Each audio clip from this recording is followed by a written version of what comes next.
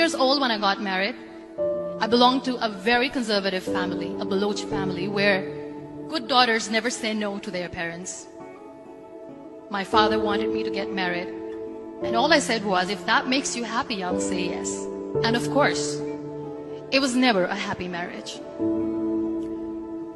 Just about after 2 years of getting married, about 9 years ago, I met a car accident.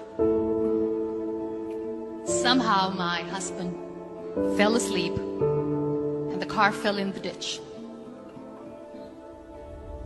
He managed to jump out, saved himself. I'm happy for him.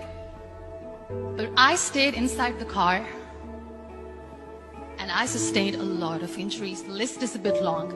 Radius ulna of my right arm were fractured. The wrist was fractured. Shoulder bone and collarbone were fractured. My whole rib cage got fractured.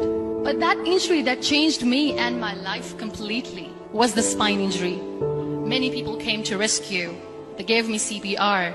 They dragged me out of the car.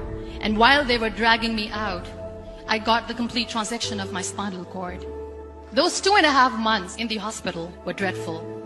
I was at the verge of despair.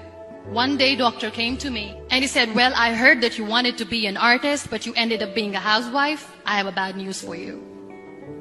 You won't be able to paint again. Next day, doctor came to me and said, your spine injury is so bad, you won't be able to walk again. I took a deep breath and I said, it's all right.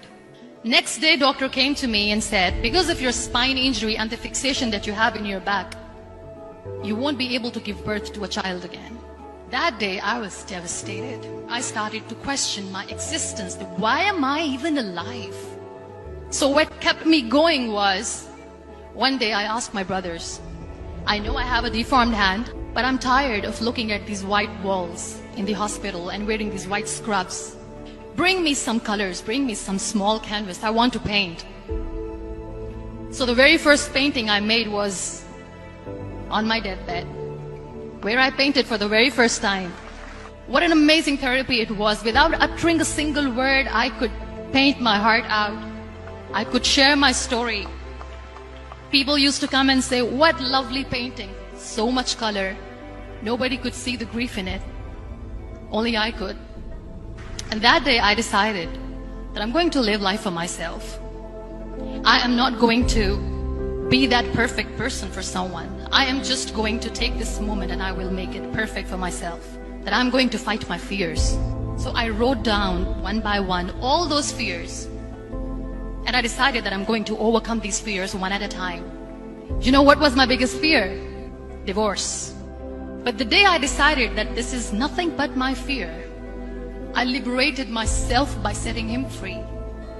And I made myself emotionally so strong that the day I got the news that he's getting married, I sent him a text that I'm so happy for you and I wish you all the best. And he knows that I pray for him today. Number 2 was, I won't be able to be a mother again. And that was quite devastating for me. But then I realized there are so many children in the world, all they want is acceptance. So there is no point of crying, just go and adopt one. And that's what I did.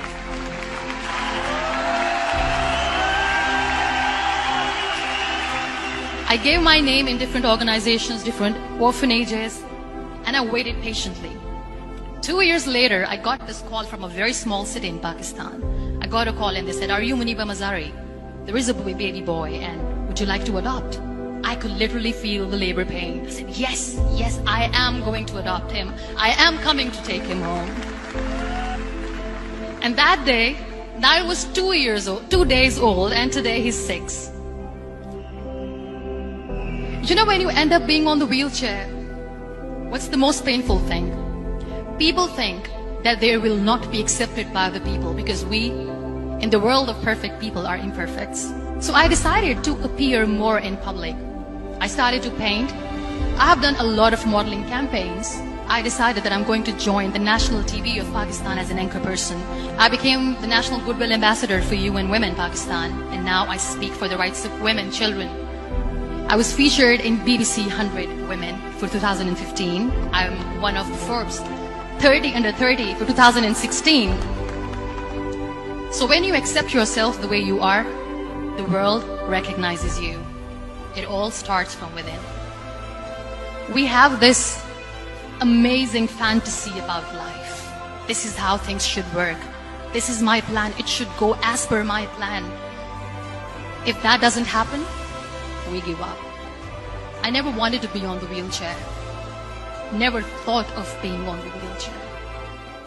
This life is a test and a trial, and tests are never supposed to be easy. So when you are expecting ease from life, and life gives you lemons, then you make the lemonade, and then do not blame life for that. It is okay to be scared. It is okay to cry. Everything is okay, but giving up should not be an option. They always say that failure is not an option. Failure should be an option, because when you fail, you get up, and then you fail, and then you get up, and that keeps you going. Embrace each and every breath that you are taking. Celebrate your life. Live it. Don't die before your death. Real happiness lies in gratitude. So be grateful, be alive, and live every moment.